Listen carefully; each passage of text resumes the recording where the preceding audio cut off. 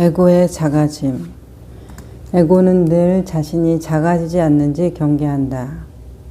작아질 것 같다고 생각하면 자동적인 에고 복구 장치가 발동해 나라는 마음속 형상을 복구시킨다. 누군가에게 비난받거나 비판받으면 에고는 작아졌다고 생각하고 곧바로 자기 정당화, 방어, 맞비난에 나선다. 그렇게 함으로써 손상된 자아의식을 복구하려고 한다. 상대방이 옳은가 그른가는 상관하지 않는다. 에고의 관심은 진실보다도 자기 보존에 있다. 나라는 마음속 형상 보존이 더 중요하다. 자, 에고는 진실보다 자기 형상에 관심이 많다라는 것이죠. 우리의 생각을 우리가 먹어놓는 방식도 이러하죠.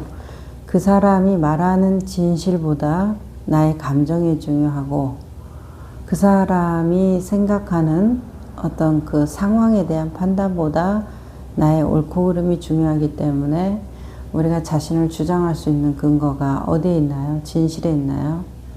우리가 어떤 주장을 하고 시비를 논쟁할 때 주장의 근거는 대부분 자신의 감정, 내가 그렇게 생각해, 내가 그렇게 느낀다는 거야. 이게 중요한 것이죠.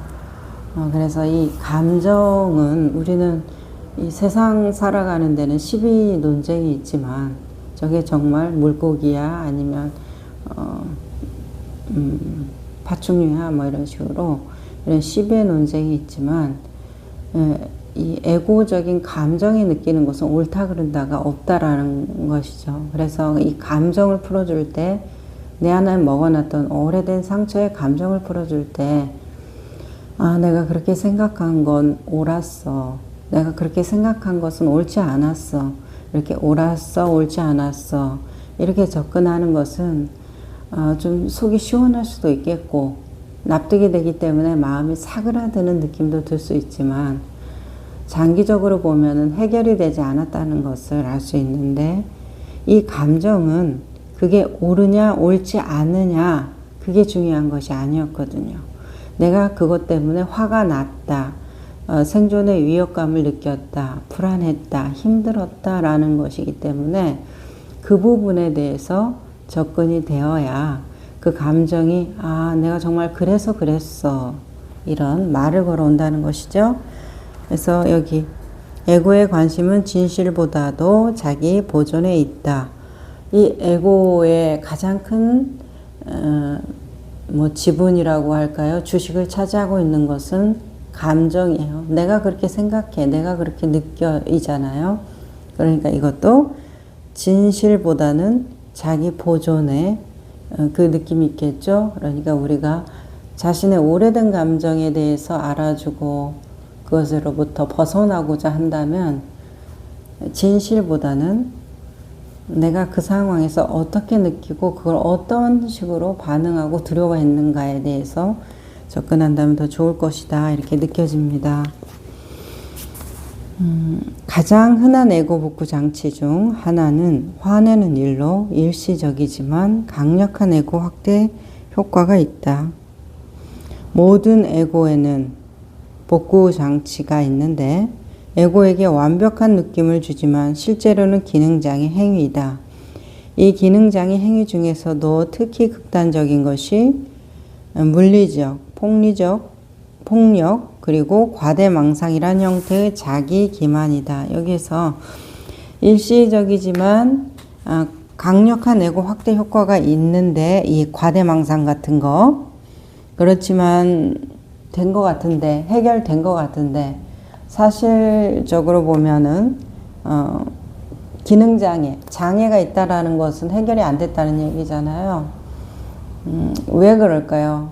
우리가 무슨 문제를 풀 때 그것에 대해서 이러면 되겠지 하고 노력도 하고 공부도 하고 하는데 나중에 보면 내가 좀 몰랐어. 내가 너무 내 생각대로 한 것 같아. 이제 이런 피드백들이 있으시거든요. 왜 정말 그게 정말 맞는 것 같아서 그렇게 접근을 하는데 나중에 보면은 왜 아닌 것 같지? 이렇게 돼요.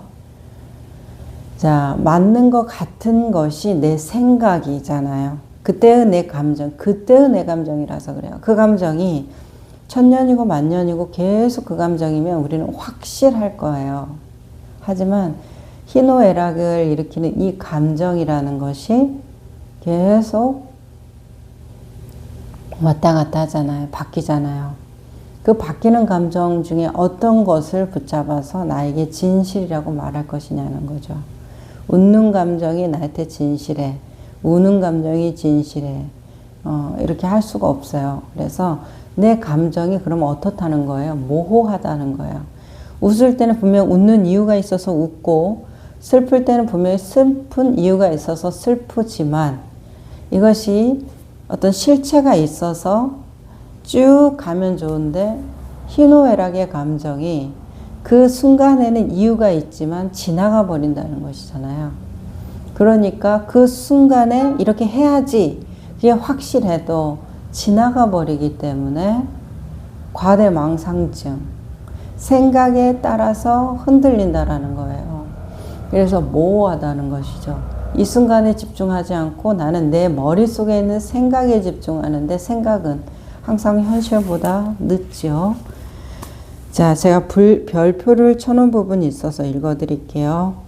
강력한 영적 실천 중 하나에는 에고의 작아짐이 일어날 때 그것을 복구하려는 시도 없이 의식적으로 작아진 채 두는 것이다. 때로는 실행할 것을 권해본다. 예를 들어 누군가에게 비판받거나 비난받거나 험담을 들었을 때 곧바로 반박과 자기 방어를 시도하지 말고 아무것도 하지 않는 것이다. 자기 이미지가 축소되도록 놓아두고 그때 자신 깊은 곳에서 느껴지는 것에 깨어 있으라. 몇 초 동안은 자기 자신이 작아졌다는 불쾌감이 있을 것이다. 이렇게 말해요. 이제 의식적으로 작아든 채 두는 것이다. 이 말에 제가 별표를 쳐놨어요. 그래서 있는 그대로, 우리가 있는 그대로 알아차리고 느끼고 있는 그대로 보라. 그냥 단지 그것을 보라. 모르는 채로 알라. 우리 선사께서는 모르는 게 가장 친절하지. 이제 이런 말씀들을 해주시잖아요. 여기와 일맥상통하는 말이 의식적인 채로 작아두게 두라는 거예요.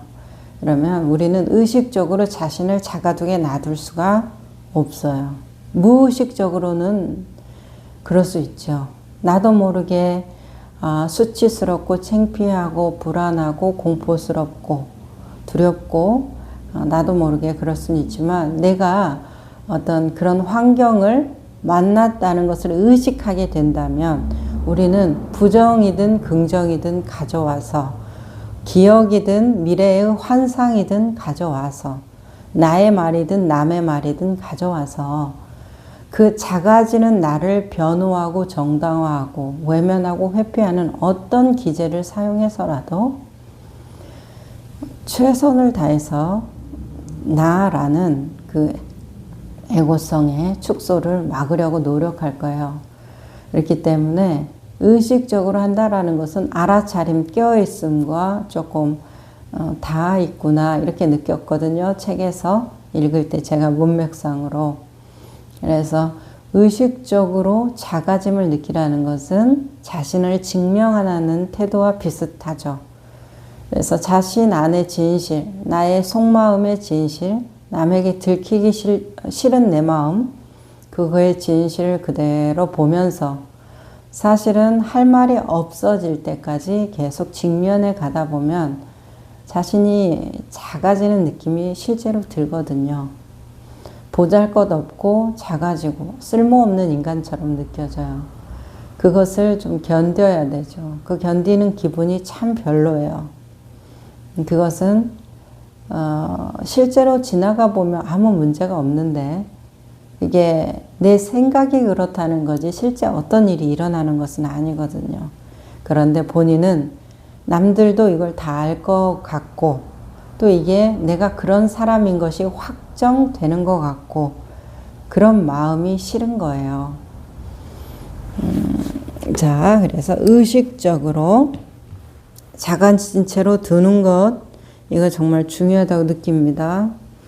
에고의 관점에서 보면 작아짐으로써 당신은 역으로 더 넓어지며 순수한 있음이 앞으로 나올 여유 공간이 생긴다. 자신이 특별히 아무 존재도 아님에 만족하고 앞서서 나서지 않는다면 당신은 우주의 힘에 맞추어져 있는 것이다. 산이 되기보다는 천하의 깊은 골짜기가 되어라. 고 노자의 도덕경은 가르친다. 이거 수컷과 암컷에 대한 비유로 산 능성이와 골짜기에 대해서 노자가 말씀하신 부분이죠.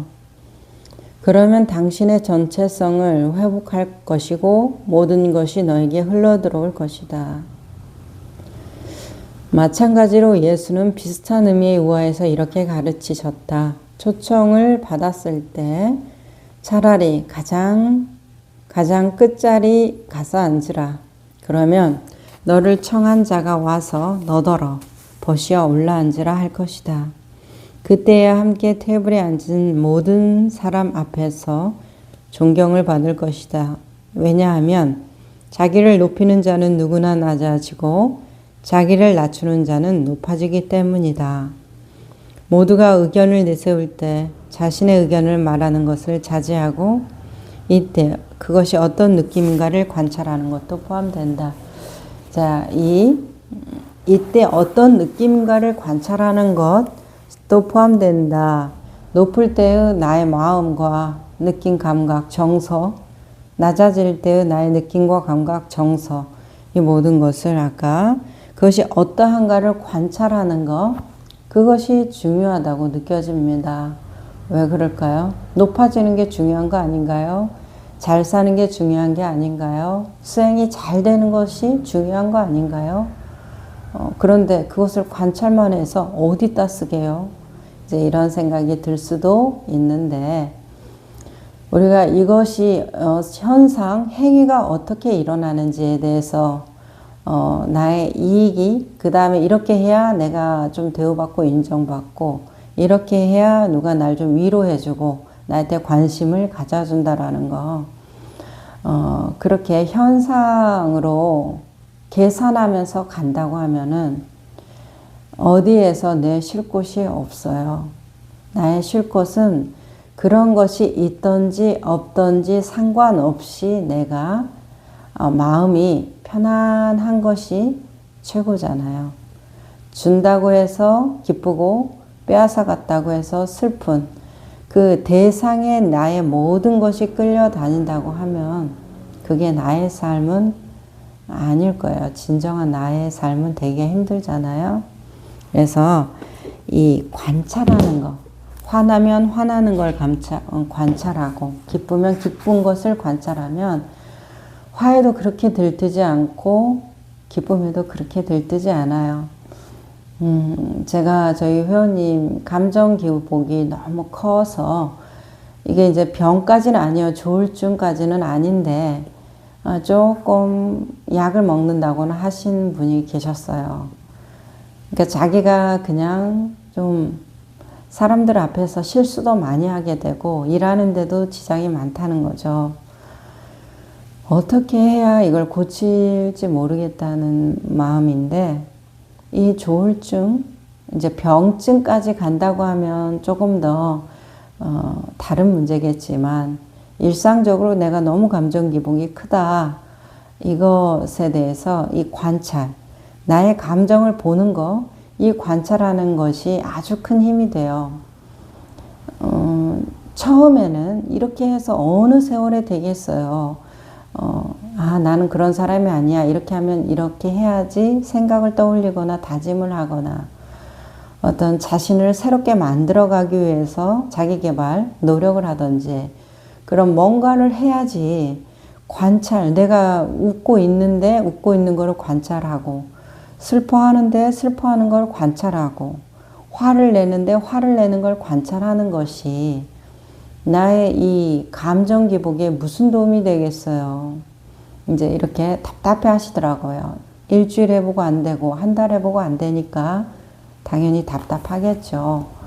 내 마음은 늘 앞서가 있고 천리 만리 도착해져 있는데 그 길에 내가 천리를 가자 하면 마음 벌써 천리에 도착해 있고 만리를 가자 하면 한 발도 뛰기 전에 마음은 만리에 가 있는 거 아니에요. 그러니까 그분이 그런 얘기를 했을 때 꾸준히 이 얘기만 해드렸던 것 같아요. 그것을 계속 봐내면 당신의 감정이 이미 벌어졌어. 이미 일어나 버렸어.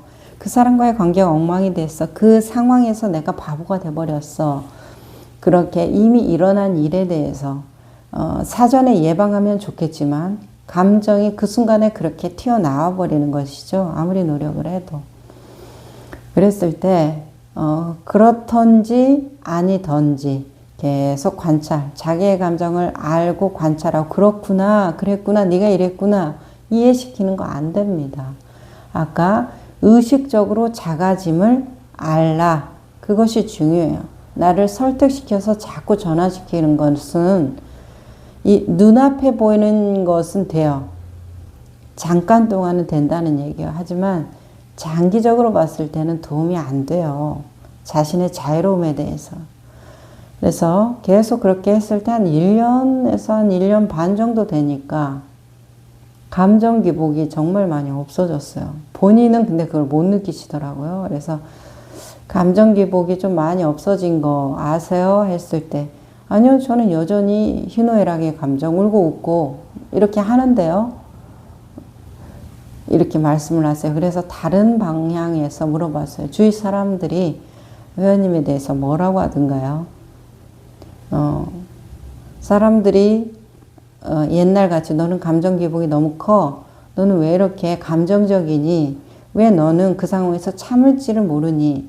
그런 식으로. 아니면 부끄럽거나 수치스러운 순간들이 많이 오시던가요? 아니면 다른 사람들이 그렇게 좀 저렇게 하면 부끄럽고 수치스러울 건데 아유 저런 모습이 자기 자신한테 얼마나 큰 피해가 되는지 저 사람은 모르고 저럴까?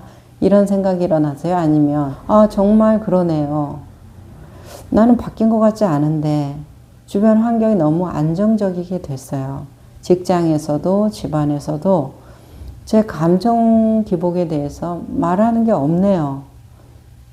이렇게 아이들도 엄마 때문에 무서워하거나 엄마 때문에 어떻게 해야 될지 모르겠다 이런 것들이 없네요 진짜.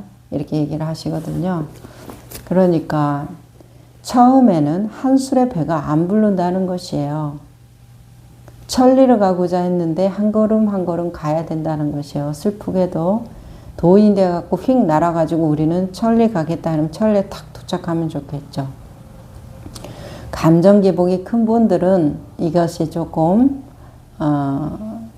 악조건이죠. 왜요? 감정이 더 많이 부채질을 하니까 묵묵히 한 걸음 두 걸음 가기가 힘든 거예요. 조금 무던하고 무난하고 좀 바보같이 수행하시는 분들에 비해서는 막 감정이 이리저리 날뛰니까 남들에 비해서 더 저항감을 받는 것이죠. 그것을 알아차릴 때도 머릿속 생각이 너무 많은 거예요. 이렇게 해서 되겠어? 언제 되겠어? 아무것도 되는 것도 없고 확실한 것도 없고 계획도 없고 이런 마음들을 계속 마음이 일으켜준다는 거예요. 그것을 더 큰 저항을 느끼면서 자기가 가지고 있는 조건과 환경이 자꾸만 그것을 타진하려고 하니까 그 감정이 자꾸만 자신을 부채질하니까 어렵게 느껴지는데 어쨌든 참고 견디고 지나가는 그 과정을 계속 지난한 과정을 겪어가면 이 감정이라는 것도 결국 뭐다? 생각이라는 것이요. 내가 저걸 해야만 해, 하지 말아야 돼 라는 자기가 자신한테 막 강제하고 압박을 주는 강력한 생각에 따라서 내 조급함이 춤추듯이 노래하는 것인데 그것이 그 어떤 느낌인가를 순간순간 계속 관찰하면서 시간이 좀 지나야 돼요. 관찰 한두 번 해서 무슨 일이 일어나겠습니까? 우리가 새싹이 봄에 튀어서 가을에 열매를 맺는다 그래도 하루하루는 무슨 일이 일어나겠습니까?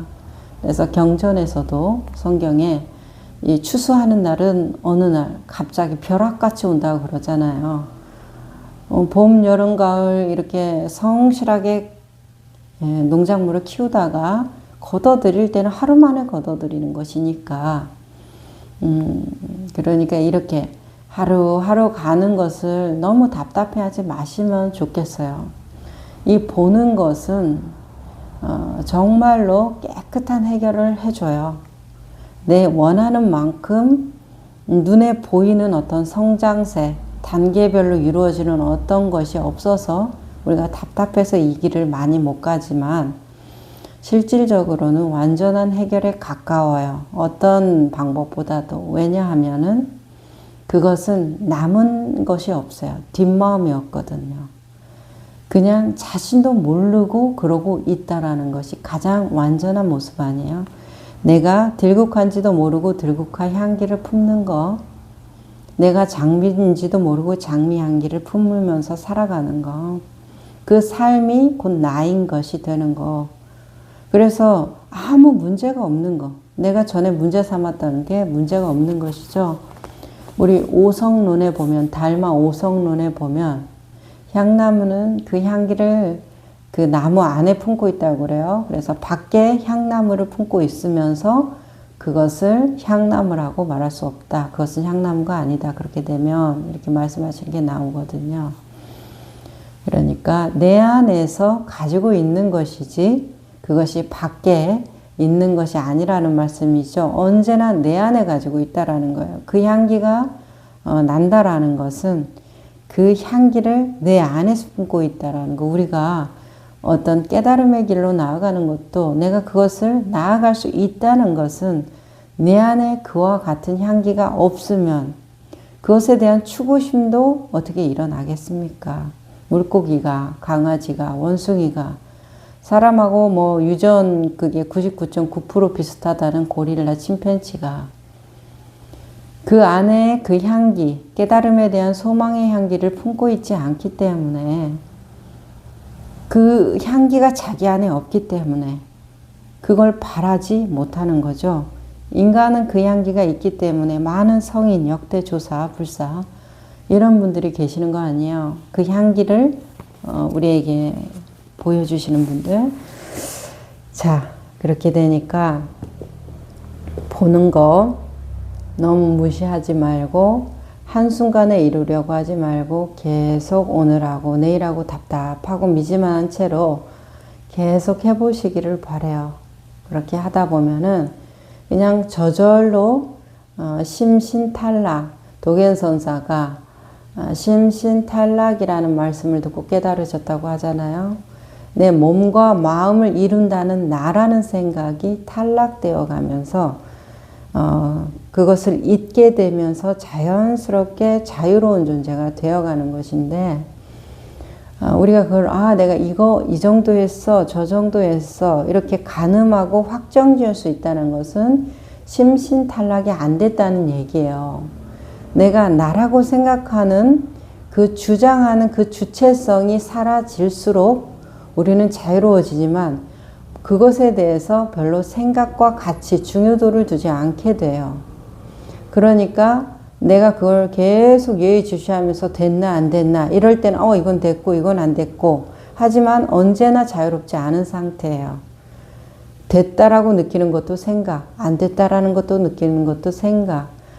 내가 이것 때문에 괴로워. 나라는 장애 때문에 괴로워. 또 생각. 나라는 장애에서 내가 이제 슬슬 해방되고 있구나. 이것도 생각. 그래서 잊어져 간다는 것이요. 실제 현장에서는 잊어져 가요. 별로 중요하지도 않고 그랬어요. 그런데 제가 상기시켜 드릴 때 회원님 그것 때문에 엄청 괴로워하시고 울고 너무 근데 지금 원래부터 그렇지 않은 사람처럼 말을 하시면 어떡합니까? 웃으면서 얘기를 하는데 그렇게 되어간다는 것이요. 갈수록 그 마음에 대해서 이렇게 이 관찰의 힘이라는 것은 느껴질 때는 미적지근하지만 결과로 딱 놓고 봤을 때는 너무나 낯선 것이야. 내가 정말 그런 사람이 되고 그런 성격을 갖고자 했는데 그러고 있다라는 것이에요. 생활이. 그렇게 바뀌어져 갑니다. 겉에서도 안에서도 당신이 설명과 분류표를 붙이려는 욕망을 잠시 멈추고 그곳에 떠있는 물체들만이 아니라 우주 공간 자체의 무한한 깊이를 알아차렸음을 의미한다. 그리고 그 헤아릴 수 없이 많은 세계가 존재하는 공간의 광대 무변함을 알아차릴 수 있을 만큼 당신의 내면도 고요해졌을 것이다. 그 경외감은 그곳에 수십억 개의 세계가 있다는 사실에서 오는 것이 아니라 그 모두를 담고 있는 무한한 깊이로부터 나온다. 공간이라고 부르는 것도 오해의 원인이다. 이름을 붙임으로써 그것을 하나의 물체로 만들기 때문이다. 그래서 경외감이라는 것은 이렇게 우리가 눈앞에 보여지는 어떤 풍경과 장관에서 오는 것이 아니라 그 풍경과 장관을 보는 무한한 내면의, 내 안에 내면의 깊이로부터 온다라는 것이죠. 멋진 말씀이세요. 당신은 공간의 무한한 깊이를 자신의 깊이로 감지하고 형상 없는 소중한 고요가 당신 삶의 내용물을 채우고 있는 그 어떤 사건보다 훨씬 자기 자신임을 알게 된다. 고대 인도의 경전 우파니샤드는 똑같은 진리를 이렇게 가르쳐 보인다. 눈에는 보이지 않지만 눈이 보는 것을 가능하게 하는 것, 그것마저 우주 원리 브라흐마이고 인간들이 이 세상에서 숭배하고 있는 것은 그것이 아님을 알라. 귀로는 들을 수 없으나 귀가 듣는 것을 가능하게 하는 것, 그것만이 우주 원리 브라흐마이며 인간들이 이 세상에서 숭배하고 있는 것은 그것이 아님을 알라. 이렇게 말씀하시네요. 좋네요. 자, 우리 수심결에 나오는 허공꽃이라는 말씀이 있죠. 이 눈이 건강하냐 안 하냐, 눈이 잘 보이냐 보이지 않느냐, 그것은 눈의 건강 상태를 알기 위해서 눈을 이렇게 뭐 뽑아서 봐야 되거나 안경에다 대고 자세히 봐야 되거나 그런 게 아니라 눈을 딱 떴을 때 이 사물이 잘 인지되고 아무 문제가 없으면, 아, 눈이 너무 건강해, 이것이 눈이 건강한 겁니까? 눈을 떴을 때 아무 이상이 없으면, 보는데 아무 문제가 없고 뭐 아프다 건강하다의 느낀 감각이 없다면 그것이 건강한 것입니까? 눈이 잘 작동되는 것입니까? 후자겠죠. 우리는 눈이 건강해, 그것을 확인하고 싶겠지만 사실은 눈을 떴을 때 아무 이상 없이 작동돼서 눈이 건강하다는 생각도 없지만 눈이 아프다는 생각도 없을 때가 가장 최상일 것이다. 그런데 눈에 허공꽃이, 눈에 뭐가 막 어른거려 가지고 이렇게 사물 전체, 세상 전체가 다 어른거린 거죠. 그러면은 그것이 세상이 어른거리는 것이 아니라 내 눈에 티끌이 들어간 것이기 때문에 세상을 똑바로 보기 위해서는 그 티끌만을 빼오면 되지 세상을 바르게 고칠 필요가 없다는 말씀이시죠. 그래서 세상은 만상을 다, 이 눈은 만상을 다 비치지만 이 눈을 비추는 것은 뭐예요? 이 눈은 모든 것의 작용이죠. 봄의 작용이란 말이에요. 그럼 이 봄의 작용이 잘 작동하고 있는가를 눈을 뽑아서 봐야 되나요? 그냥 잘 보이면 그 눈의 작용이 잘 되고 눈이 잘 있다. 이게 확인이 가능한 것이니까 그 말씀이 떠오르네요. 눈에는 보이지 않지만 눈이 보는 것을 가능하게 하는 것, 그것만이 우주 원리 브라흐마이고 인간들이 이 세상에서 숭배하고 있는 그것이 아님을 알라라는 말씀. 경전은 신은 형상 없는 의식이며 당신 자신의 본질이라고 말한다. 그래서 신이 우리의 본질이라면 나마스테, 내 안의 신을 당신 안의 신을 봅니다.